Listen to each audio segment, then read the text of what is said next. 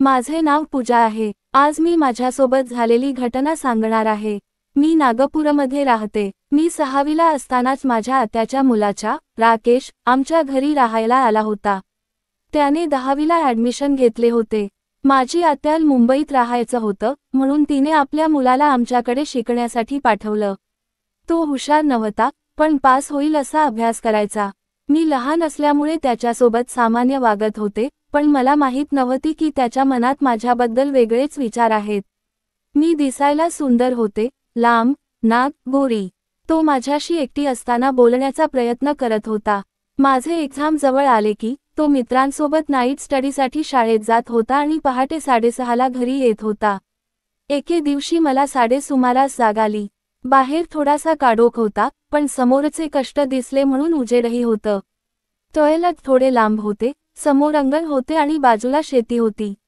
मी अंगणाच्या बाजूला लघवी करत होते, तोच राकेश सायकलवरून मागून आला। मी घाबरून उठणार होते, पण लघवी पूर्ण झाली नव्हती। वाकून उठून घालेपर्यंत त्याने मला मागून बघितले। मला खूप कसं तरी वाटलं। पूर्ण दिवस माझा बेकार गेला। मी फक्त विचार करत होते की राकेशने सर्व बघितलं असेल का। थोडे दिवस असेच गेले। आमच्या गावाची यात्रा होती, त्यामुळे जत्रेमध्ये माझ्या काकांची आणि मामांची मुले आली होती। सर्व पाहुणे आले होते। आम्ही रोज संध्याकाळी बाहेर अंगणात कट्ट्यावर बसून गाण्यांच्या भेंड्या आणि भूतांच्या गोष्टी सांगत होतो। रात्री झोपायला उशीर होत होता आणि त्यात घरी खूप पाहुणे असल्यामुळे झोपायला जागा पण नसायची। एका ठिकाणी बाहेर अंगणातच मला जागा दिसली की मी तिथे झोपले। माझ्या बाजूची जागा होती, तिथे एकजण झोपेल अशी जागा होती। मला वाटलं, माझ्या मामाची मुलगी माझ्या बाजूला झोपेल, म्हणून मी झोपी गेले। रात्री अचानक जाग आली, मागून माझ्या अंगावरून टॉपच्या आत हात घालून कोणीतरी हात फिरवत होतं, माझ्या दंडाला दाबत होतं। हळूहळू त्याच्या हात मागून माझ्यासमोर आणला आणि जोडू लागला, दाबू लागला। मी झोपेतच मागे वळले आणि खडूस बघितले तर माझ्या आत्याचा मुलगा माझ्या मागे झोपलेला आणि तोच माझ्यासमोर सोबत खेळ नको ते झाडे करत होता, माझ्या सोबत खेळ करत होता। मी पटकन तिथून उठले आणि दुसरीकडे जाऊन झोपले। माझी अजून कोडी होती, मी मोठी पण झाली नव्हती। मला त्याच्याबद्दल घृणा वाटत होती। मी त्याच्याकडे बघितलं की राग येत होता। एक दिवस मी माझ्या आजीच्या घरी गेलो होते। तिथे कार्यक्रम होता, म्हणून सर्व पाहुणे जमले होते। आजीचे घर थोडे जुने होते। स्वयंपाक घरातच बाथरूम होते, ते पण अर्धे, त्याला आधार वगैरे काही नव्हते। स्वयंपाक घरात सर्व स्त्रिया काम करायच्या, म्हणून पडदा पण लावला नव्हता। त्या दिवशी मी आंघोळीला गेले होते। मी माझे सर्व कपडे काढले होते आणि माझ्या साबण लावून कात्याने घासून चोळत होते। कात्याने घासल्यामुळे साबणाचा फेस झाला होता आणि माझ्या प्रत्येक अवयवावर साबणाचा फेस झाला होता। मी अंगाला जोडत होते, तोपर्यंत समोर आत्याचा मुलगा आला। मी बसून माझ्या समोरच्या अवयवांवर साबण जोडत होते। त्याच्या मुलाला बघून मी घाबरले। त्याने मला बघितले, मी पाठीवर बसून आंघोळ करत असल्यामुळे माझे दोन्ही गुडघे माझ्यासमोर झाकले होते, त्यामुळे काही दिसले नाही। आत्याच्या मुलाने, "सॉरी, तू आहेस का? मला आंघोळ करायची होती म्हणून मी इकडे आलेलो" असं बोलून बाहेर गेला। आता तर मला खूप राग येत होता त्याच्यात। त्याची 10वी झाली आणि तो मोमोला गेला। मला फायनली खूप छान वाटले। आता मी मोकळा शोधत घेत होतो। 2 वर्ष गेली, आमच्या गावात चांगली शाळा नव्हती, चांगली शिकवण नव्हती, म्हणून माझी काकी त्यांची मुले लहान असतानाच मुंबईमध्ये घेऊन गेली होती। मला फक्त पास व्हायचं नव्हतं तर टॉप करायचं होतं। काका आणि काकींनी पप्पांना सांगितलं की इकडे शाळा चांगल्या आहेत आणि इथे कोचिंग क्लासेस पण आहेत, इकडेच पूजाला पाठवा। पप्पांनी मी काका आणि काकीचे ऐकलं आणि मला काक्यांकडे शिकण्यासाठी पाठवले। मी काकीकडे माझे 10वीचे कोचिंग क्लासेस सुरू केले आणि शाळेच्या क्लासेस चालू झाले। काकूंच्या माहेरी काही कार्यक्रम असल्यामुळे सर्व तिकडे 15 दिवसांसाठी जाणार होते।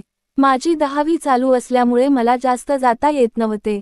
तिथून थोड्या अंतरावरच माझ्या आत्याचे घर होते। आत्या बोलली, "तुम्ही कार्यक्रमाला जाऊन येऊपर्यंत पूजाला आमच्याकडेच राहू दे." मी तयार झाले आणि त्यांच्या घरी राहायला गेले। त्यांच्यावर रूम किचन होते। राकेश कोणत्या तरी मार्केटमध्ये कामाला करत होता। मी ते सर्व विसरले आणि त्यांच्या घरी राहिले।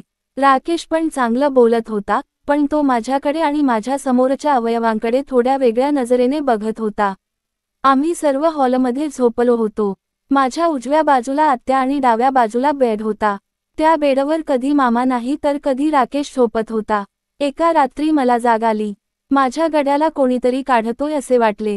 डोळे उघडले तर रूममध्ये पूर्ण काळोख अंधार होता आणि राकेश मागून बेडवरूनच खाली डोके करून माझ्या मानेवर गड्यावर करत होता.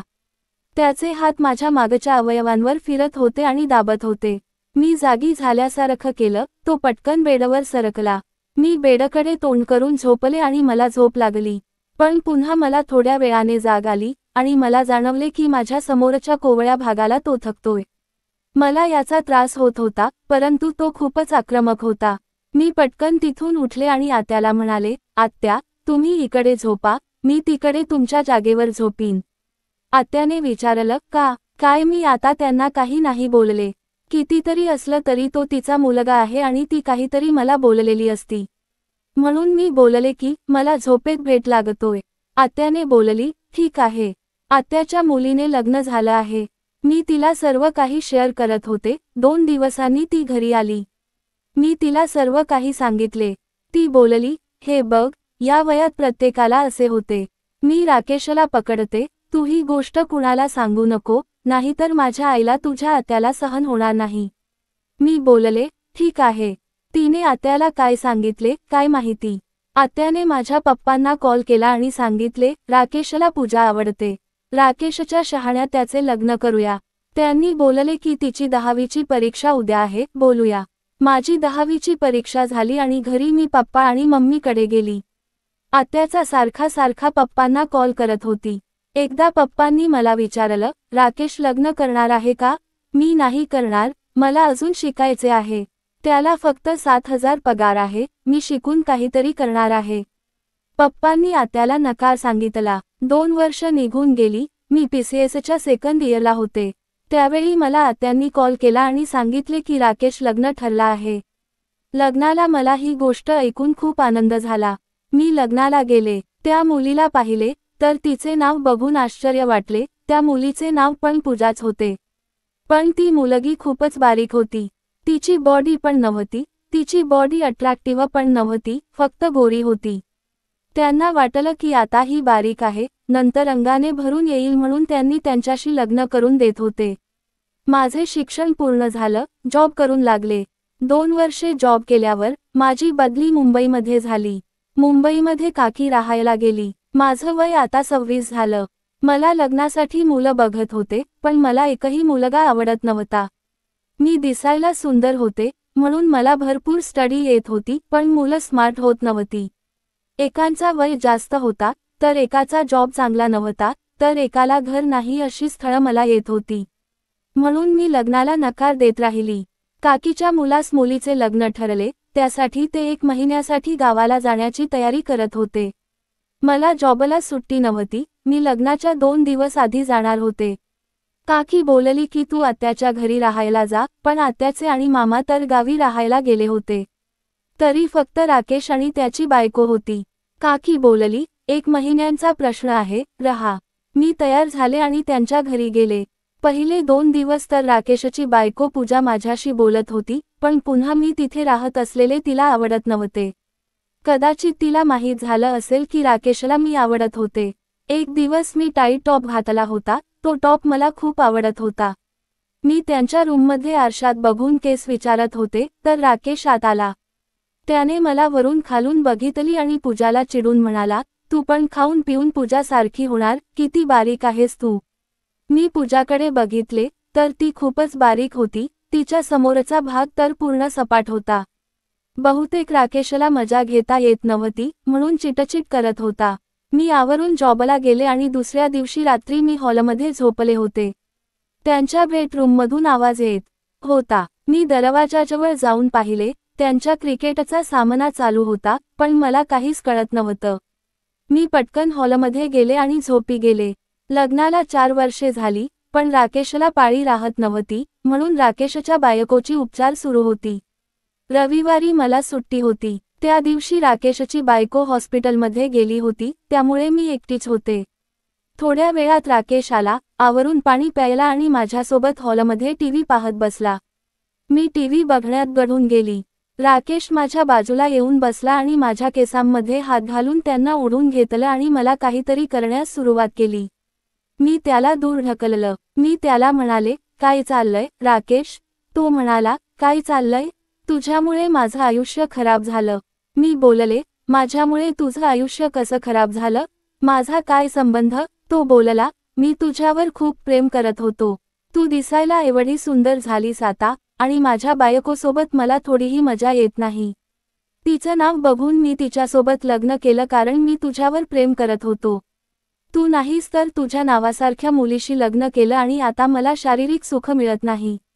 मी काय करू? मी तुझ्याकडे ओढला जातो, मला फक्त तुझ्यासोबत करायला दे असे बोलून तो मजा लागला.